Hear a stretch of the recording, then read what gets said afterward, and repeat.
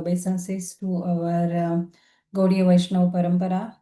Hey Shri Guru Krupaya Me Param Namaha. With a straw in my mouth and my head bowed down low, I offer my most humble obeisances at the dust of the lotus feet of Srila Prabhupada, the eternal servant of Lord Sri Chaitanya Mahaprabhu, and to the glorious Guru Parampara, beginning from Lord Shri Krishna till all the empowered acharyas in our line. And I also again and again bow down at the lotus feet of my spiritual master, who has mercifully accepted me despite my utter disqualification. Otherwise, who am I to sit here and speak on Srimad Bhagavatam? I'm very fallen, I'm ignorant, I'm full of flaws and faults. I have no capacity, no strength, no purity, but because my Guru has desired, here I am trying to serve, to speak or to act in a way that may please my Guru and our Parampara. So again and again, I beg for their blessings and permission and mercy. Krupa, Krupa, Krupa. Without your Krupa, I am nothing. And with it, with Guru's Krupa, anything is possible. So however small or unworthy my small attempt is, dear Vaishnavas, all of you, please bless me as well, so that whatever I speak, nothing, I do not speak anything that offends a Vaishnava during the course of this class today. Please also accept my humble obeisances. Vancha kalpatarubhyasya kripa sindhubhyo eva cha patitanam pavanebhyo vaishnavebhyo namo namah. So we'll recite the Mangalacharan to invoke the auspiciousness and seek the blessings of Supreme Lord Krishna, all the gopis, Radharani, the spiritual master, all the previous acharyas, so that the message of Srimad Bhagavatam is spoken and heard purely. Om Ajnanatimirandasya ज्ञानाञ्जनशलाकया चक्षुरुन्मीलितं येन तस्मै श्रीगुरवे नमः। श्रीचैतन्यमनोभीष्टं स्थापितं येन भूतले स्वयं रूपा कदा मह्यं ददाति स्वपदान्तिकम्। वन्देऽहं श्रीगुरो श्रीयुतापदकमलं श्रीगुरून् वैष्णवांश्च श्रीरूपं साग्रजातं सहगणा रघुनाथान्वितं तं सजीवं साद्वैतं सावधूतं परिजनसहितं कृष्णचैतन्यदेवं श्रीराधा कृष्णपादान् सहगणा ललिता श्रीविशाखान्वितांश्च। हे कृष्ण करुणा सिन्धो दीनबन्धो जगत्पते गोपेश गोपिकान्त राधाकान्त नमोऽस्तुते। तप्त काञ्चन गौराङ्गी राधे वृन्दावनेश्वरी वृषभानुसुते देवी प्रणमामि हरिप्रिये। वाञ्छाकल्पतरुभ्यश्च कृपासिन्धुभ्य एव च पतितानां पावनेभ्यो वैष्णवेभ्यो नमो नमः। नमो विष्णुपादाय कृष्णप्रेष्ठाय भूतले श्रीमते भक्तिवेदान्त स्वामिनिति नामिने। नमस्ते सरस्वते देवे गौरवाणी प्रचारिणे निर्विशेष शून्यवादी पाश्चात्य देशधारिणे। जय Shri Krishna Chaitanya Prabhu Nityananda, Shri Advaita Gadadhara, Srivasadi Gaura Bhakta Vrinda. Hare Krishna, Krishna Krishna, Hare Hare, Hare Rama, Rama Rama, Hare Hare. So as we say, as we recite this Mangalacharan, it purifies the speaker and the hearers, and it aligns your heart and my heart with devotion. That's the aim, and it protects me from making offenses and protects you from taking any offenses. So today we are continuing our reading on Canto 2, the Cosmic Manifestation, Chapter 2, titled The Lord in the Heart. And we will read verse 27 today. A quick summary. I also gave some overall summary yesterday, but what's happening here is Shukdev Goswami is responding to Parikshit Maharaj's question, what should a dying man do? And who isn't dying here? We all are. So that's why it's important for us to witness Shukdev Goswami ruling out various processes of reaching to the goal, Supreme Lord Hari. So at the beginning of this chapter, Shukdev Goswami has already rejected the karma kanda process, saying that intelligent people, they don't limit themselves to this path. Only a materialist person will choose the path of karma kand and reject the path of loving devotional service, bhakti. So, and then those who are a little bit more intelligent than a materialist, those who are a bit advanced, those who are detached yogis, they would worship super soul. They will perform dhyan, they will perform meditation on a super soul. So their dharanashraya is Paramatma. Their meditation, one after another, they from lotus feet of to the smiling face, they meditate on various limbs of Paramatma. And by doing this, their intelligence gets gradually purified. But then there will also be some people who have not developed such devotional inclination towards the Lord. Those who are still a little bit attached, not they are not totally materialistic, but not totally detached also. So what should they do? Shukdev Goswami was giving the second option. They should meditate on Virat Rup. When they finish all their prescribed duties, they should meditate on Virat Rup. And then from verse 15 to 21 of this chapter, we saw the process by which the advanced yogi leaves his body. So when advanced yogi desires to give up his own body by Bhakti Mishra Yoga, he should follow he follows the process of Ashtanga Yoga.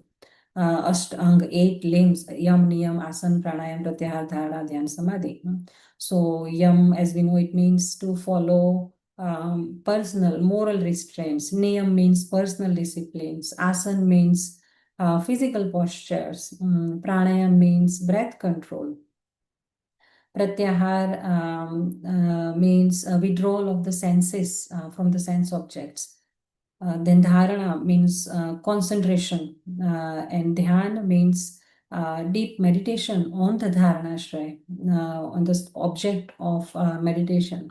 And then after deep meditation on the object of meditation, the yogi will enter into samadhi, trance, which means completely being spiritually absorbed. So when the yogi follows this process, when they have destroyed all their desires, even their subtle desires, then they attain Brahman realization. So this is Ashtanga Yoga process as described in the chapter so far. And now also in our chapter, as we saw in verses 19 to 21, and another process, Shat Chakra Yoga, that was also described. So what is that? Sat Chakra Yoga is practiced during the inner stages of Ashtanga Yoga, especially during the middle stages, Dharana, Dhyan, and Samadhi, the end stages of Ashtanga Yoga. Shat Chakra Yoga is also a part of it. So it is going on internally as the yogi follows the 8 recommended stages of Ashtanga Yoga. So Ashtanga Yoga process is giving the yogi the overall discipline, and at the same time, Shat Chakra meditation is also going on within the yogi, and it gives him the internal pathway for raising his consciousness. So with Ashtanga Yoga, once the yogi has destroyed all the gross and subtle desires, then he raises his life air through the anus, which is called Muladhara Chakra, which is located at the base of spine. And then from there to the Swadhisthana Chakra, located in the pelvic area. Then comes to Manipura Chakra, which is located at the navel. And then he puts, the life air, he rises up to Anahat Chakra, which is located in the heart. Then to Vishuddhi Chakra, located in the throat. And then finally to the point between the 2 eyebrows, Agna Chakra. And then the life air blocks all the 7 holes. The body has 9 gates, 9 holes, right? So out of which by now, when the life air is in Agna Chakra, he is concentrated there. Then all the 7, the lower 7 holes, the gates, they are blocked. And Krishna also says in Bhagavad Gita 8.12 that Sarva Dwarani Sanyamya Manohridi Nirudhyacha. When yogi closes the doors of senses, in simple words, when he is no longer interested in providing food to his senses, the genitals or the other gnanendriyas, like knowledge acquiring senses, eyes, ears, nose, tongue, touch.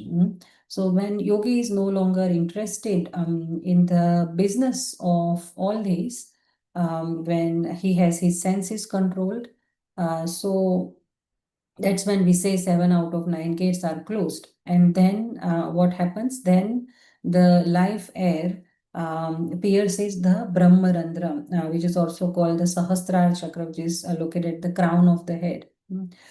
We see when the babies are born, there is a soft portion, the soft gap between the skull bones on their head. So that is where Sahasrara Chakra or Muladhara Chakra is located. So like this, the advanced yogis, they raise their life air, their prana, through a channel, Sushumna Nadi, as we talked yesterday, and the prana of Ashtanga yogi exists through Brahmarandra at the top of the head. In Bhagavad Gita, also in verses 8.12 and 13, Krishna also describes how the soul leaves the body through the top of the head, and they can connect to the higher realms. So like this, the prana of yogi lives through the top of the head. But we see some people, when they die, their mouth remains open, or the moment the soul leaves the body, they pass stool or urine. So if the soul lives through lower body, it indicates a strong identification with the gross body, a deep attachment to sense gratification, especially to the genitals or other basic instincts. So a soul, soul also living can live by sometimes by mouth. Mouth remains open. So that shows attachment to harsh words to others, harsh speech, prajalpa, or simply eating. So the soul's exit point at the time of death is determined by the consciousness, karma, and the spiritual development of the soul by that time. Anyways, in verses 15 to 21, Shukdev Goswami has described the path of Paramatma meditator. So they get direct liberation, like we just described. But then what happens to Virat Rup meditator? Both, he's describing, Shukdev Goswami is describing both simultaneously. So for Virat Rup meditator, there is not direct liberation. For him, there is gradual liberation, krama mukti, step-by-step liberation. And what are those steps? Or what are those stops before he reaches the liberation? That is where we are in our chapter. That is the topic of discussion of our verses 22 to 32. So the advanced yogi who gets like direct liberation, who has left, he has left all the desires, right? But if the yogi still has desires, like I want to see how Brahmaloka is, I also want to enjoy in Brahmaloka, I also want to enjoy in heavenly planets, I want to travel in outer spaces, I want to have some mystic powers. If the yogi still has desires like this, then by Virat Rup meditation, he will give up his gross body, but he will travel through the higher planets in his subtle body. And this travel of subtle body is called Krama Mukti, gradual liberation. And that is precisely what is there in our, particularly among verses we are reading 24 to 27. And we are reading verse 27 today. So where we are is in the Krama Mukti of Virat Rup meditator, right? So that is how, that is what verse 27 is about. We'll recite verse 27. Narayanam namaskritya naram shaiva narottamam devim saraswatim vyasam tato jayamudire. नष्टप्रायेषु भद्रेषु नित्यं भागवत सेवया भगवती उत्तमश्लोके भक्तिर्भवति नैष्टिकी. ॐ नमो भगवते वासुदेवाय. ॐ नमो भगवते वासुदेवाय. ॐ नमो भगवते वासुदेवाय. न यत्र शोको न जरा न मृत्युर्नातीर्न चोद्वेगरिते कुतश्चित् यच्चित्तदोदकृपयानीन्दविदाम् दुरन्तदुःखः प्रभवानुतर्ष्णात्. Word to word. Na, never. Yatra, where. Shokaha, bereavement. Na, nor. Jara, old age. Na, nor. Mrityuhu, death. Na, nor. Artihi, pains. Na, nor. Cha, also. Udvegaha, anxieties. Rite, save and accept. Kutaschit, sometimes. From anywhere. Yat, because of.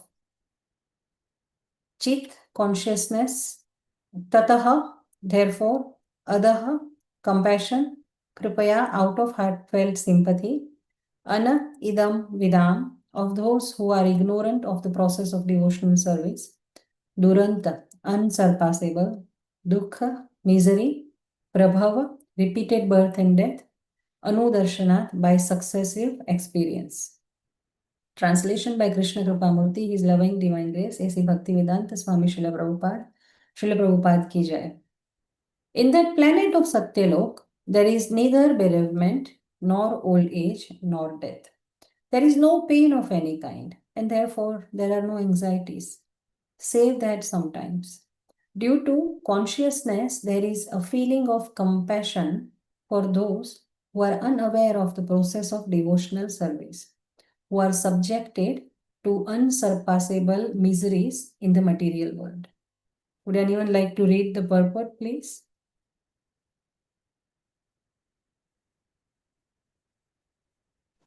I can, Mataji. Yes, please. Foolish men of materialistic temperament do not take advantage of successive authorized knowledge. The Vedic knowledge is authorized and is acquired not by experiment, but by authentic statements of the Vedic literatures explained by bona fide authorities. Simply by becoming an academic scholar, one cannot understand the Vedic statements.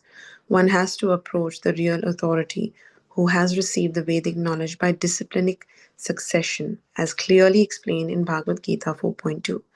Lord Krishna affirmed that the system of knowledge, as explained in the Bhagavad Gita, was explained to the sun god, and the knowledge descended by disciplic succession from the sun god to his son Manu, and from Manu to King Ikshvaku, the forefather of Lord Ramchandra. And thus the system of knowledge was explained down the line of great sages, one after another.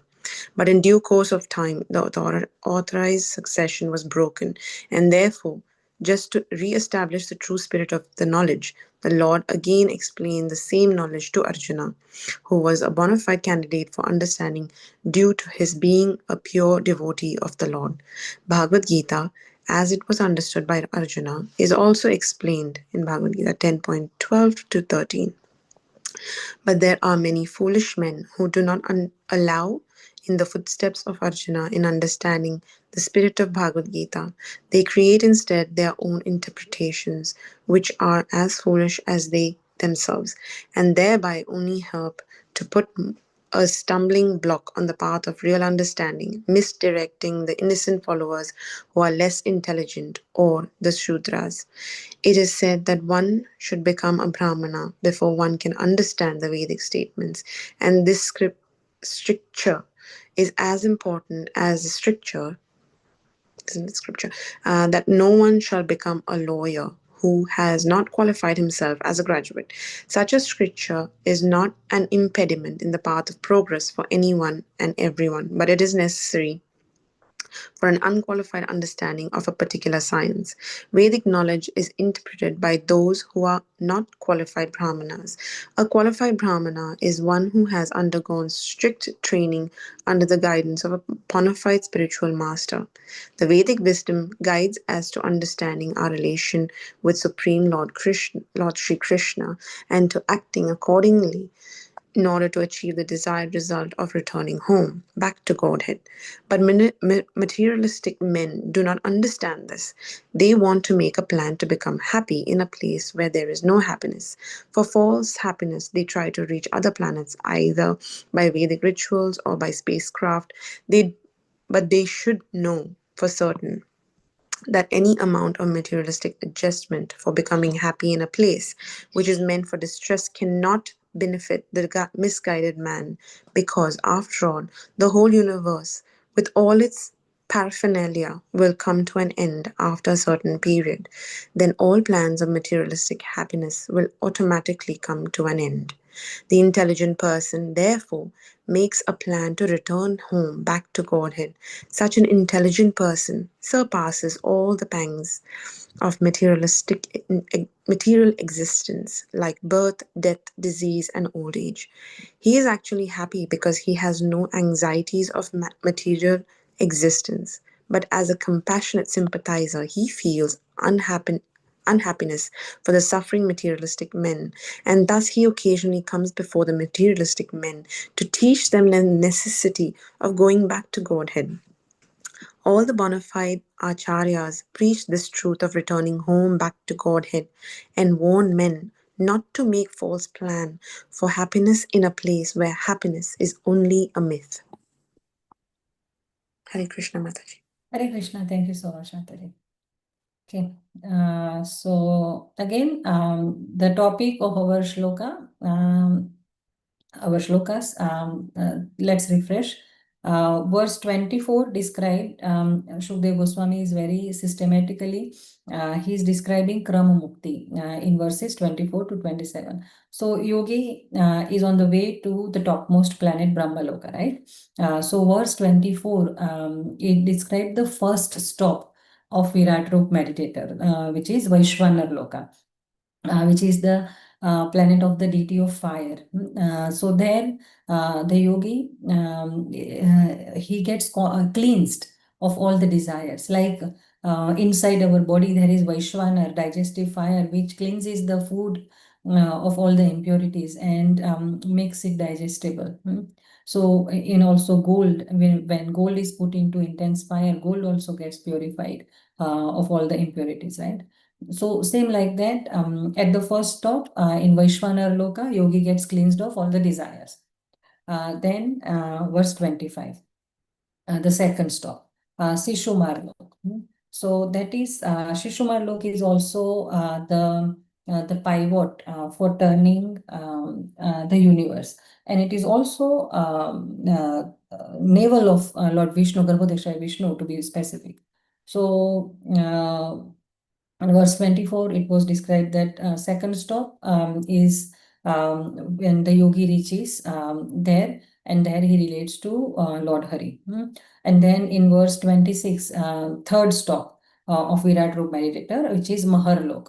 So where that's where the purified sages like Rishi Bhrigu, they reside, and they live there for one Mahakalp, which as we saw yesterday, it is 15,480,000,000,000 years.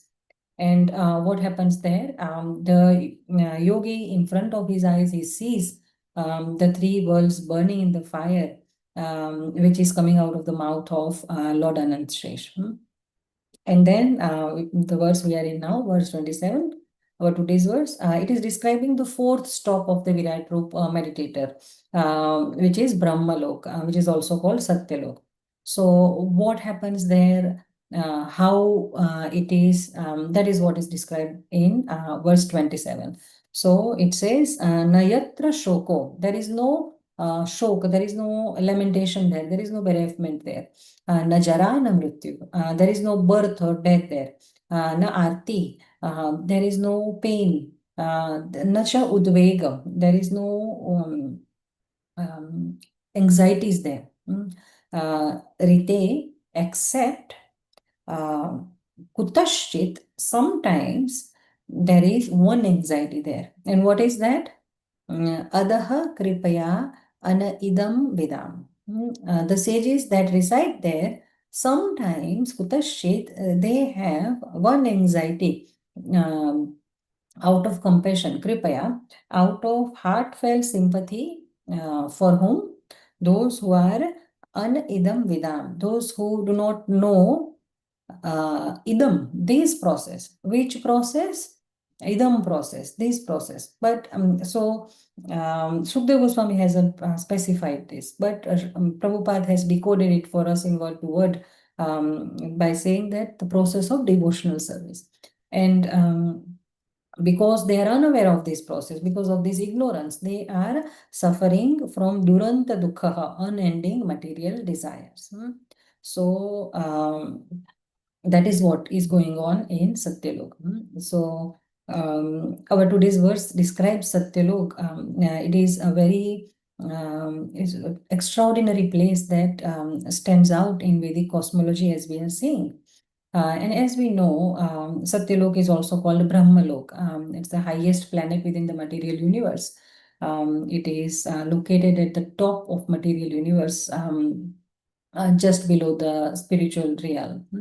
And on the above all the 14 planetary system, it is located above all of them, including all the heavenly planets like Swargalok, Lord Indra's realm. They are all below Satyalok. Satyalok is the home of Lord Brahma, who is the first created being, the engineer, the secondary creator of the universe. And there is na jara na mrityu. So it says there is no janma, there is no old age, there is no mrityu. So there is unimaginably long life there. So one day of Brahma is 4.32 billion Earth years, and Brahma's lifespan is Brahma's 100 years. So that means 311 trillion 40 billion Earth years, and all the so that is the lifespan of Brahma, 311 trillion 40 billion Earth years, and all the residents of Satyalok, they live as long as Lord Brahma does. So that's why it is said na jara na mrityu, because it's unimaginably long life. And those who live there, they are extremely purified and spiritually advanced personalities who have performed tremendous austerities and either austerities by yoga or devotional service over many lifetimes.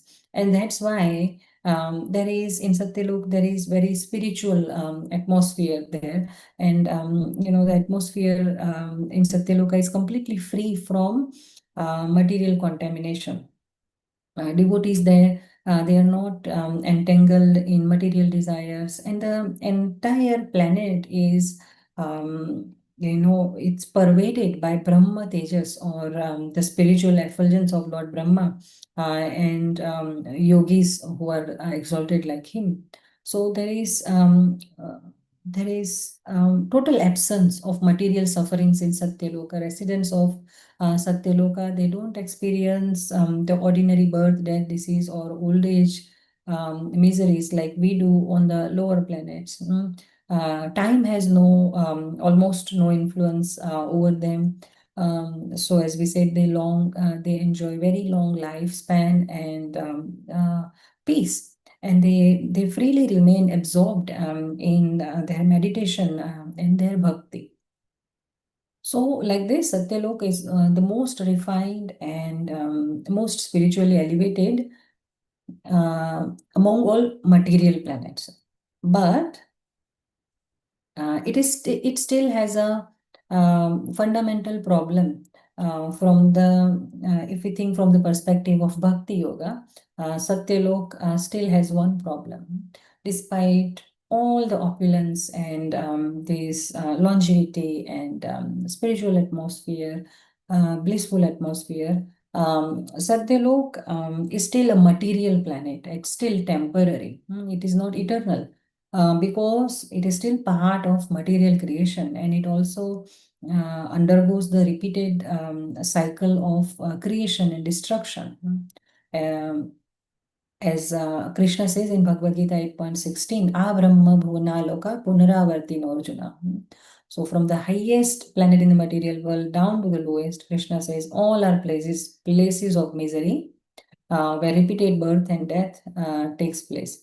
So even if one goes to Satyalok through great austerity, as our chapter is describing, or because of their piety, their punya, it is not a permanent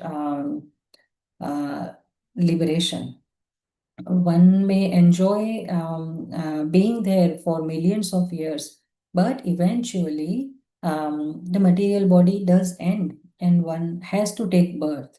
Even though highly exalted, Satyalok is not part of spiritual world, and that is the problem, because in Satyalok also there remains some element of anxiety. And despite his own exalted position, Lord Brahma also sometimes he also expresses his sorrow. In third canto, we will see Lord Brahma's prayers to Supreme Personality of Godhead, Lord Shri Krishna. So in one of those prayers, he says that yes, most people desire a long life, but I have long life, but I lament having to live for so long in the material world. Yes, I have my long life, powerful intelligence, elevated position, but I'm still in material world, and I must continue creating and witnessing suffering.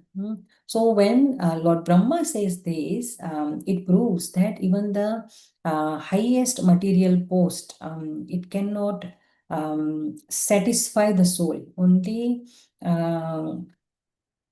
loving devotional service to Krishna can satisfy soul. Krishna says, Gnatva mam shantim richati. The ultimate peace formula, ultimate satisfaction of the soul is when the soul knows Krishna. Satyalok is glorified in our current shloka, but the resident of Satyalok, Lord Brahma himself, he says, he says that Earth is the most important planet in the universe because Earth is in the middle planetary system, Loka, and it is balancing both the higher and the lower realms. And on Earth, there is a balance. There is both suffering and enjoyment, and that makes Earth the ideal place for ultimate spiritual realization, the ultimate truth. Who is the ultimate truth?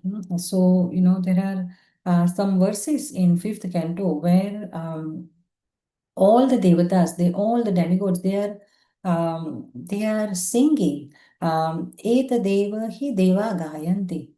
There is a verse 5:19-21. So there all the devatas are saying that Aho amisham kimakari shobhanam prasanna esham svidu swayam hari. ये जन्मलब्धं दृशुभारताजिरे मुकुन्दसेवोपैकं spruhahinam. All the demigods in the heaven, they are envying. That they are saying that how wonderful it is for the human beings to have been born in the land of Bharatvarsh. They must have done great pious acts of austerity in the past, or maybe Supreme Personality of Godhead himself must have been very pleased with them. Otherwise, how could they engage? How could they, engage in devotional service in so many ways? So demigods say that we demigods, we can only aspire to achieve human birth in Bharatvarsh, so that we can also do bhakti. But all these human beings, they're already engaged in bhakti because they are on earth. So, Satyalok, yes, during partial annihilation, only Satyalok does survive the partial annihilation. But, however, during the Mahapralaya, during total annihilation, the great annihilation, even the topmost planets, even Satyalok is destroyed. So, the total dissolution of the universe, the Mahapralaya, it affects even Satyalok. Mahapralay is the complete annihilation of the material universe at the end of lifespan of Brahma. He's 100 years, which means 300 trillion, 40 billion Earth years, as we said earlier. So at that time, the entire universe, including Satyalok, is also dissolved. So yes, Brahma and some residents of Satyalok who are devotees of the Lord, they at the dissolution, they attain liberation and they may enter Vaikuntha. There is a possibility. And the others, they will fall back into the cycle of birth and death depending on their consciousness. So, when Shukdev Goswami is introducing this concept of Satyaloka, he is glorifying this planet so much. The question comes to us that do we want to go to Satyaloka? The answer is, if you are aiming for the ultimate goal, for the full spiritual perfection of the soul, then even Satyalok is not enough. It is, Satyalok, it is like a beautiful train station. It's very clean, very peaceful, very dignified, very elegant, but it is still not your home. Your home is Golok Vrindavan, the eternal loving service place to Krishna. So, devotee's point of view is different than a yogi's point of view. Satyalok may be a desirable destination of Ashtanga yogi, as Shukdev Goswami is describing in our verses. But a devotee does not settle for anything less than Krishna. So even the topmost position in the material world, even if devotee is even the position of Brahma, that is not desirable for a devotee. Devotee does not aspire to go to Swargalok or Satyalok or even for Mukti, even Moksha. Devotee only aspires for eternal service to Krishna, and doesn't matter where that is. So that is what Lord Chaitanya Mahaprabhu has taught us in Sikshastakam. In Sikshastakam verse 4, he teaches us, na dhanam na janam na sundarim kavitam va jagadisha kamaye mama janmani janmani ishware bhavatad bhakti ahaitukitvaye. That, O Jagadish, O Lord of the universe, I do not desire wealth or followers or beautiful praise. In my heart, I only desire causeless bhakti to you, birth after birth. So devotee's goal is, as Krishna has said in Bhagavad Gita, Mam upetyetu kaunteya punarjanmana vidyate. So Krishna says in Bhagavad Gita 8.16 that once you come to me, once you attain my abode, then there is no birth and death. So in this, this discussion that is going on in these verses, if someone has time, the small book of Srila Prabhupada, Easy Journey to Other Planets, is very relevant to what we are reading right now. So in the book, Srila Prabhupada writes that scientists, they go to moon and they take some photos and they come back and they think that it is a great achievement for humanity. But for knowers of Vedic scriptures, this is not going to moon is not very like a novelty process. The aim of a Krishna conscious person is different. We are not going to waste our valuable time. Krishna says, don't waste your time trying to go to this planet or that planet. What will you gain? Your material desires, your material miseries will follow you wherever you go. Krishnadas Kaviraj Goswami very nicely says in Chaitanya Charitamrita Adi Leela 3.97. Sorry. केह पापे केह पुण्ये करे विषय भोग भक्ति गंध नाही आते याय भय रोग. In the material world, someone, because of their pap or their punya, someone is enjoying, someone is not enjoying. But actually, everyone is suffering because bhakti gandhanahi, they do not know bhakti. So even though some people think that they are enjoying, and some people think that they are enjoying, some people, they realize that they are suffering. But actually everyone is suffering in the material world, and Satyalok is in material world, right? So going to Satyalok cannot be the goal of a devotee. That is not real liberation. Bhakti is real liberation. Krishna says in Bhagavad Gita 18:54, Brahma bhuta prasannatma na shochati na kankshati samaha sarveshu bhuteshu mad bhaktim labate param. Krishna describes what happens to Ashtanga Yogi, when his intelligence is purified. The same concept that is described here in this Canto 2, Chapter 2 about Ashtanga Yogi, the same thing Krishna describes in very short in Bhagavad Gita chapter 18 also. In verses 51 to 53. So Krishna says when the Ashtanga Yogi's intelligence is purified, when he has controlled his mind with his firm determination, when he has given up his attachment to the objects of sense gratification, when he becomes free from all the attachments, and he becomes free from all the attachments to people or things, or attachment to hatred, and he lives in a secluded place, eats very little, controls his senses, controls his body, his mind, his vani, his power of speech, and one who is always in trance, one who is free from false ego, false pride, false strength, false proprietorship, one who is free from lust and anger and attachment to all material things, then Ashtanga Yogi becomes peaceful. And then such a person is elevated to the position of self-realization. And then after doing so much, then such a person can realize who is the Supreme Brahman. And Brahmabhuta Prasannatma. Having this realization, he becomes prasanna, he becomes fully joyful.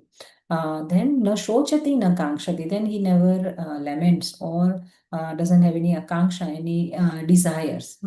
And he becomes samaha sarvaishu bhuteshu, he becomes equal towards every living entity. And in that state, that is when he attains loving devotional service, pure devotional service unto me. Mad bhaktim labhate param. Attaining bhakti is not a very easy thing for a yogi. Bhaktya mama vijanati. Krishna says only by bhakti you can know me. And tato mam tatvato gnatva. Only by bhakti one knows once by being my devotee, once who you know me, tattvato, as I am, who I really am, then one he can enter into the kingdom of God. So we are, reading about the Satyaloka, but why knowing about Satyalok matters to us devotees? Even though it's very clear, we know that we don't want to go there.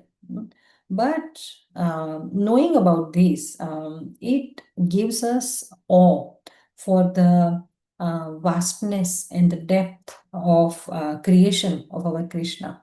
And knowing about Satyalok, it helps us realize the greatness of bhakti also, because bhakti can take us even higher than Satyalok. So knowing all these about Satyalok today, what is meant to happen to us is realization of what a great opportunity I have in my hand, having this human birth on this earth.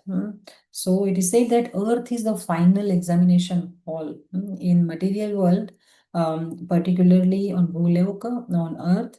Earth is not just a place of bondage, it is also a training ground.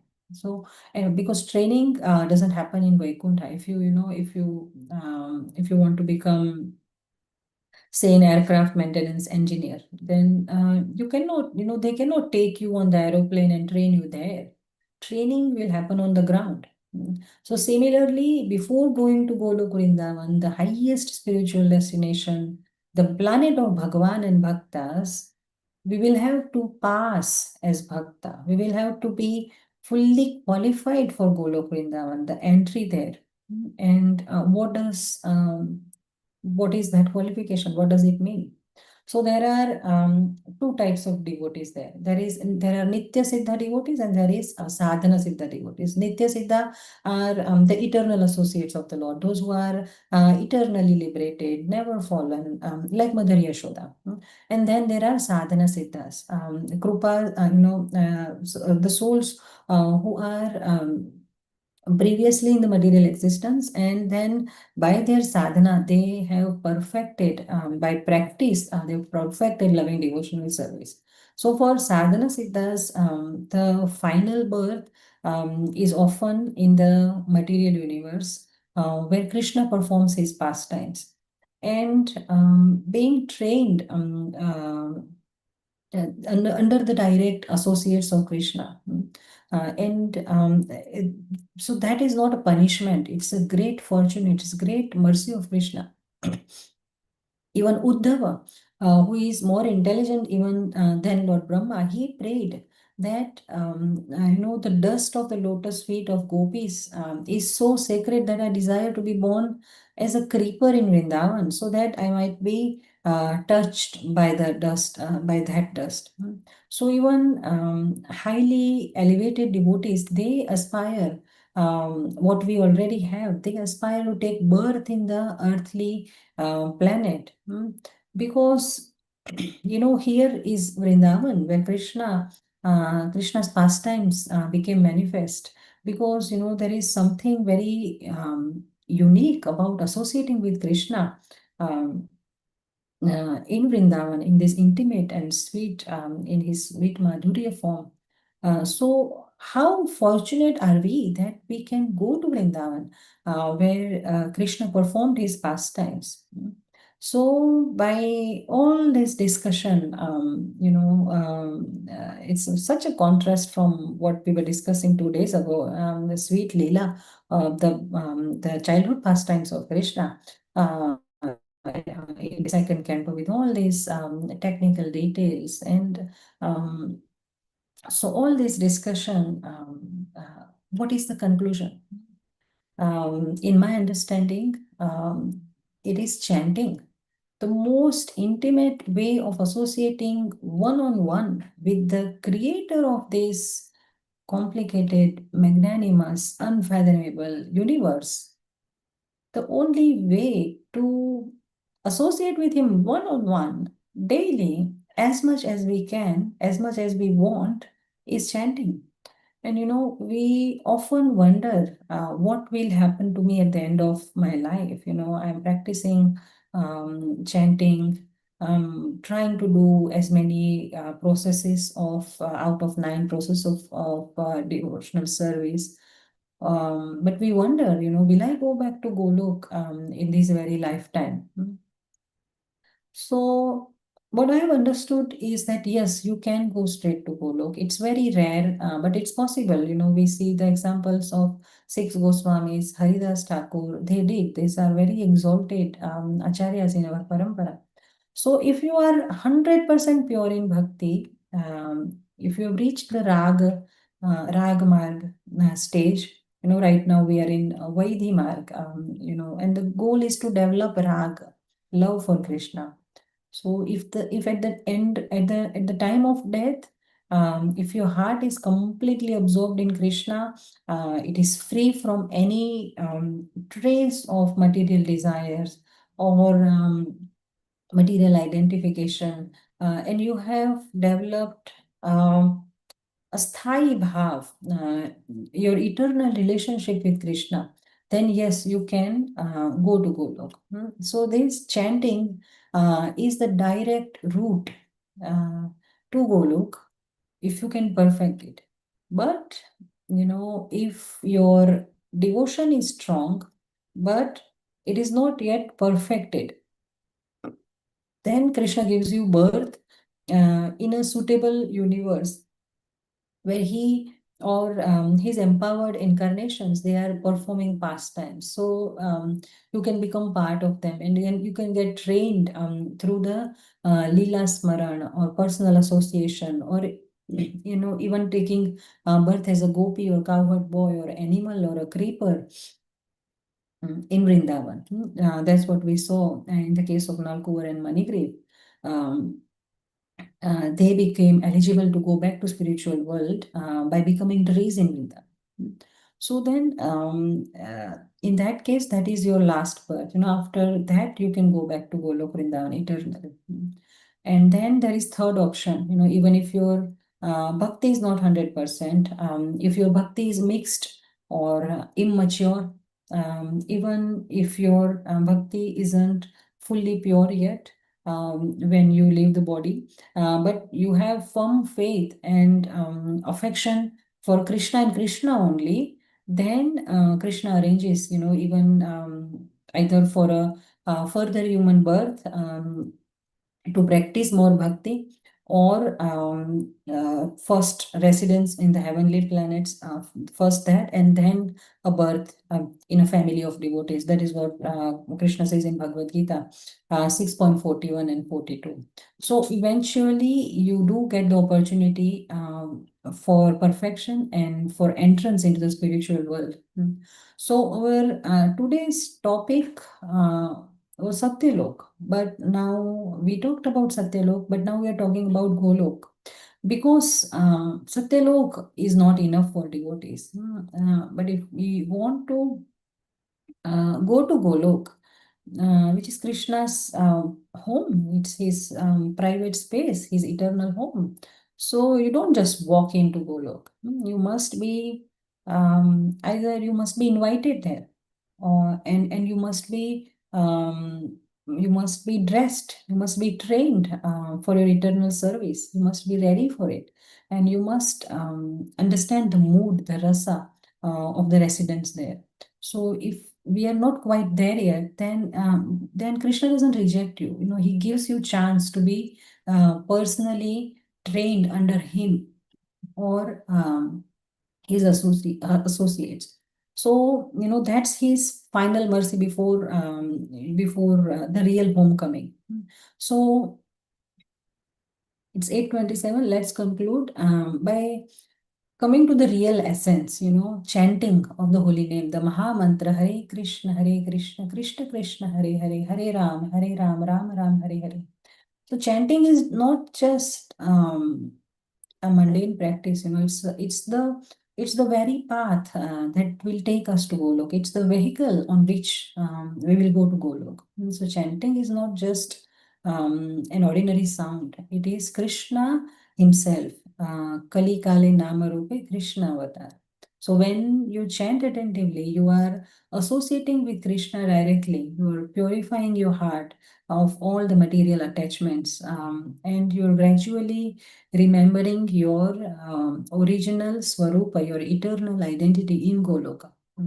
So, to conclude, for a Krishna conscious person, there are two main goals of life. First is to become Krishna conscious oneself, and second is to give Krishna consciousness to others. So if we focus on these two goals, there will be no anxiety. You know, as we saw in today's verse, even in Satyalok, there is some anxiety.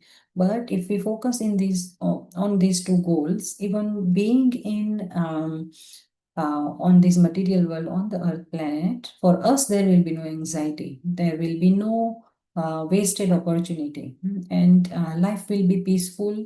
It will be purposeful, and it will be perfect. And at the end of life, depending on our sincerity, Krishna will definitely decide.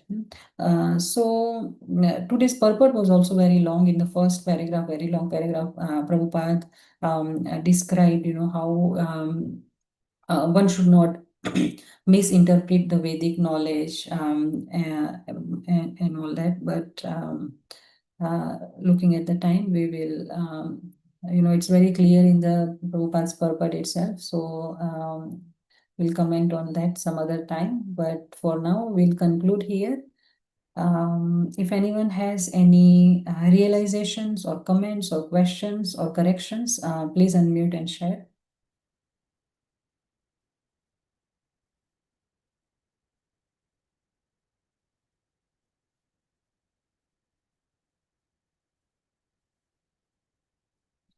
All right. Thank you all for joining and inspiring me to glorify Krishna. Happy Ekadashi. Grantraj Srimad Bhagavatam Mahapuran ki jai. Jagat Guru Srila Prabhupada ki jai. Have a very blissful Krishna conscious day. Hare Krishna. Hare Krishna. Thank you so much, Mataji. Hare Krishna, Mata. Thank you, Mataji. Hare Krishna. Hare Krishna Mataji. Hare Krishna Thank you. Mataji. Thank you, Mataji. Thank you, Mataji. Hare Krishna.